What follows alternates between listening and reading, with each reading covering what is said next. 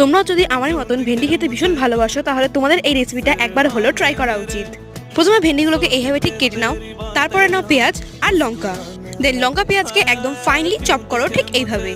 তারপর নাও টমেটো আর ওটাকে একদম কুচি কুচি কুচি কুচি কুচি করে কাটো। তারপর নাও কড়াই আর কড়াইতে নাও তেল। তারপর তেল গরম হয়ে আসলে ওর মধ্যে ছেড়ে দাও কেটে রাখা সেই ভেন্ডিগুলোকে হালকাভাবে ভেজে নেওয়ার জন্য।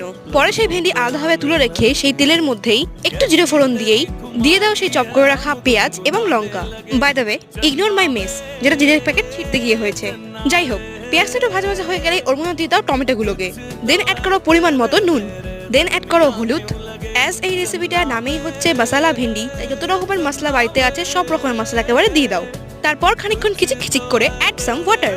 তারপর জল পুরো টেনে নিয়ে যখনই একটু তেল হালকা হালকা বেরিয়ে আসবে তখনই ওর মধ্যে অ্যাড করে রাখো ভাজা ভেন্ডিগুলোকে।